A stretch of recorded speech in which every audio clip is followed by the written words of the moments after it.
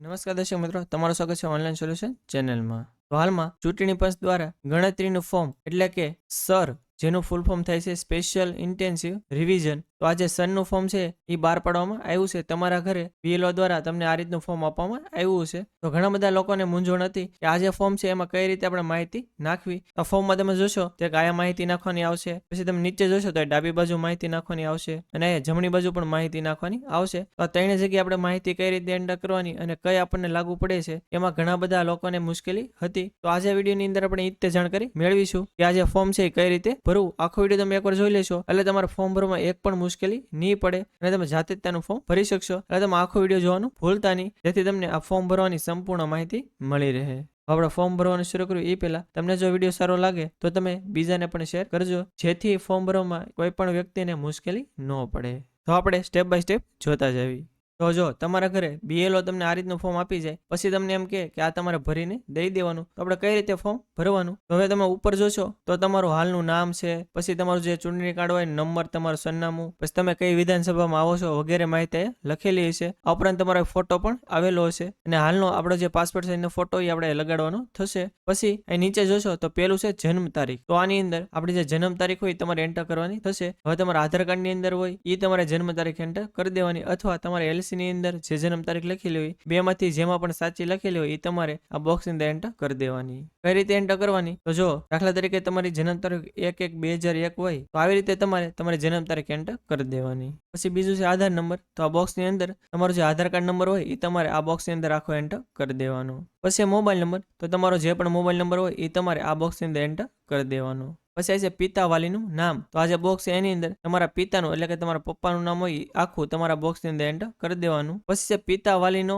ઓળખપત્ર નંબર, જો ઉપલબ્ધ હોય તો, એટલે કે તમારા જે પિતાનું ચૂંટણી કાર્ડ હોય એનો નંબર તમારે આ બોક્સની અંદર એન્ટર કરવાનો થશે. જો ઉપલબ્ધ ન હોય તો તમે નહીં એન્ટર કરો તો પણ ચાલશે, પરંતુ હોય તો આપણે એન્ટર કરી દેવાનું. પછી છે માતાનું નામ. તમારા જે માતા એટલે કે તમારા જે મમ્મી હોય એનું નામ તમારા બોક્સની અંદર એન્ટર કરી દેવાનું. પછી છે માતાનો મતદાર ઓળખપત્ર નંબર, એટલે કે તમારા મમ્મીનું જે ચૂંટણી કાર્ડ હોય એનો નંબર તમારા બોક્સની અંદર એન્ટર કરી દેવાનું. પછી છે જીવન સાથીનું નામ. તો આ જે બોક્સ છે એની અંદર જો પુરુષ હોય તો એના પત્ની હોય એનું નામ તમારા બોક્સની અંદર એન્ટર કરી દેવાનું, અને જો મહિલા હોય તો એના પતિનું નામ આ બોક્સની અંદર એન્ટર કરી દેવાનું. પછી છે જીવન સાથીનો મતદાર ઓળખપત્ર નંબર, એટલે કે તમે આ જે તમારા જીવન સાથીનું નામ લખ્યું હોય એનું જે ચૂંટણી કાર્ડ નંબર હોય એ તમારે આ બોક્સની અંદર એન્ટર કરી દેવાનું.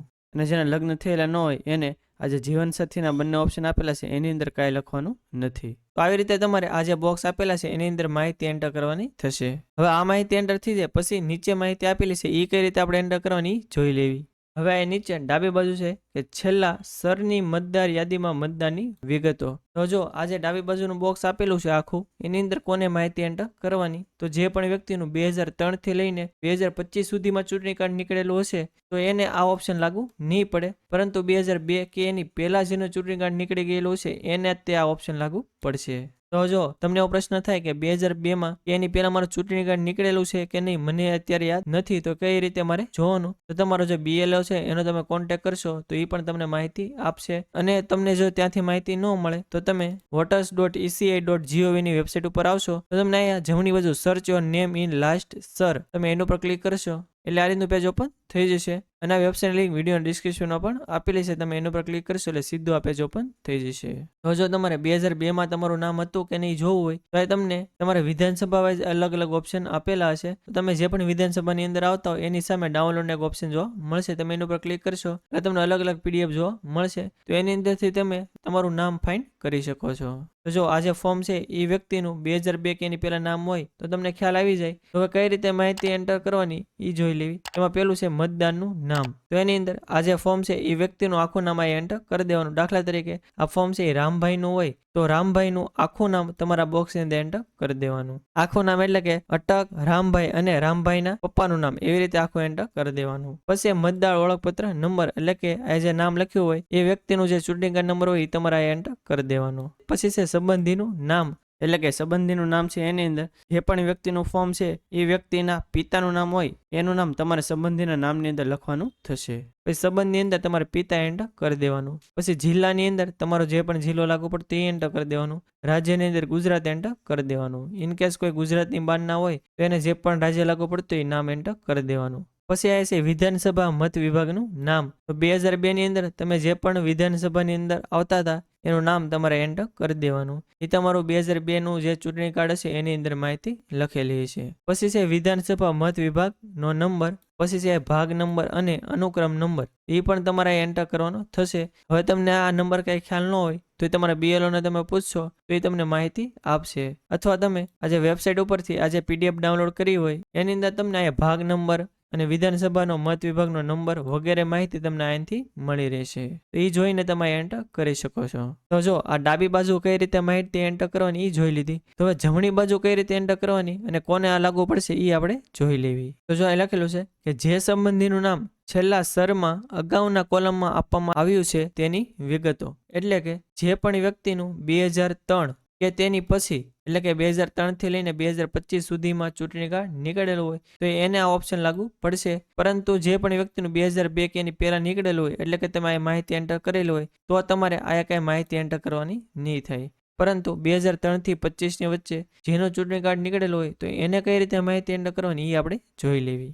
હવે પેલું છે નામ. તો જે નામ છે એની અંદર આ ફોર્મ જે વ્યક્તિનું હોય એ વ્યક્તિના પિતાનું નામ હોય એ તમારે આ બોક્સની અંદર લખવાનું થશે. તો એ આખું નામ તમારે અહીંયા લખી નાખવાનું. પછી મતદાર ઓળખપત્ર નંબરની અંદર અહીંયા તમે જે નામ લખેલું હોય એનો જે ચૂંટણી કાર્ડ નંબર હોય એ તમારે અહીંયા લખી નાખવાનો. પછી સંબંધીનું નામ, તો એની અંદર તમે અહીંયા જે નામ લખેલું હોય એ વ્યક્તિના પિતાનું નામ જે આવતું હોય એ તમારે અહીંયા લખી નાખવાનું. દાખલા તરીકે આ જે ફોર્મ છે એ પ્રતિકનું હોય અને પ્રતિકના પપ્પા રામભાઈ હોય તો રામભાઈનું તમે અહીંયા માહિતી લખેલી હોય. હવે રામભાઈના જે પિતા હોય એનું નામ તમારે આ સંબંધીના નામની અંદર લખવાનું થશે. સંબંધની અંદર પિતા તમારે લખી નાખવાનું. પછી જિલ્લાની અંદર તમે જે જિલ્લામાં રહેતા હોય એનું નામ અહીંયા લખી નાખવાનું. પછી રાજ્યના નામની અંદર આપણે ગુજરાત લખી નાખવાનું. ઇનકેસ તમે કોઈ બીજા રાજ્યમાં રહેતા હોય તો એનું નામ અહીંયા તમારે લખી નાખવાનું. પછી છે વિધાનસભા મત વિભાગનું નામ, એટલે કે તમારે જે પણ વિધાનસભા લાગુ પડતી હોય એનું નામ એ તમારે અહીંયા લખી નાખવાનું. પછી વિધાનસભા મત વિભાગ નંબર, ભાગ નંબર અને અનુક્રમ નંબર તમારે જે પણ આવતો હોય તમારે અહીંયા લખી નાખવાનો. હવે આ નંબર છે આપણે કઈ રીતે જોવું, તો આપણે આગળ જે રીતે જોયું એવી રીતે જ તમારે આ નંબર બધા જોઈ લેવાના અને પછી તમારે અહીંયા માહિતી લખી નાખવાની. હવે જો ઇનકેસ કોઈ મહિલાના મેરેજ થઈ ગયા હોય તો એને પણ એના પિતાની જ તે માહિતી નાખવાની થશે, એના પતિની માહિતી અહીંયા નથી નાખવાની. અને મહિલા એના પિતાની માહિતી નાખે તો નીચે વિધાનસભા નંબર, ભાગ નંબર અને અનુક્રમ નંબર છે એ પણ એના પિતાનો જે આવતો હોય એ જ તેને નાખવાનું થશે. હવે એટલું થઈ જાય પછી અહીં નીચે પરિવારમાં જે પણ મુખ્ય વ્યક્તિ હોય એની સાઇન અહીંયા કરવાની થશે. તો આવી રીતે આખું ફોર્મ આપણે ભરવાનું થશે. ઇનકેસ તમને હજી ફોર્મ ભરવામાં કંઈ મુશ્કેલી પડે અથવા કંઈ ખ્યાલ ન આવે તો તમે કોમેન્ટ બોક્સમાં જણાવી શકો છો. આપણે 100% એનો આન્સર આપીશું. હવે જો ફોર્મ ભરાઈ જાય એટલે હાલમાં ફક્ત આપણે ફોટો તે ચોંટાડવાનો થશે, એટલે કે તાજેતરનો જે ફોટો હોય એ તે આપવાનો થશે.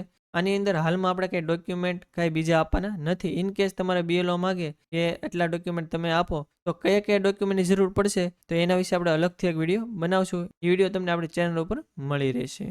તો આથી સંપૂર્ણ માહિતી કે ચૂંટણી પંચ દ્વારા આપણને જે સરનું ફોર્મ આપવામાં આવ્યું છે એની અંદર આપણે કઈ રીતે માહિતી એન્ટર કરવી. અને આ વિડીયો જો તમને સારો લાગ્યો તો વિડીયોને લાઈક કરી દેજો અને મેક્સિમમ લોકો સુધી શેર કરજો જેથી બધા લોકોને આની વિશે માહિતી મળી રહે. અને જો તમે આપણી ચેનલમાં ન હો, આપણી ચેનલ હજી સુધી સબસ્ક્રાઇબ ન કરી હોય તો ચેનલને સબસ્ક્રાઇબ કરવાનું ભૂલતા નહીં, જેથી આવી જ માહિતી તમને સમયસર મળી રહે. અને આપણી ટેલિગ્રામ અને વોટ્સએપમાં પણ ચેનલ છે એની અંદર જો તમે જોડેલા ન હો તો નીચે ડિસ્ક્રિપ્શનમાં લિંક આપેલી છે એના પર ક્લિક કરીને તમે એમાં જોડાઈ શકો છો, જેથી આવી જ માહિતી તમને સમયસર મળી રહે. તો આજ માટે બસ એટલું જ. મળશું આપણે નેક્સ્ટ વિડીયોમાં. ત્યાં સુધી બધાને જય હિન્દ.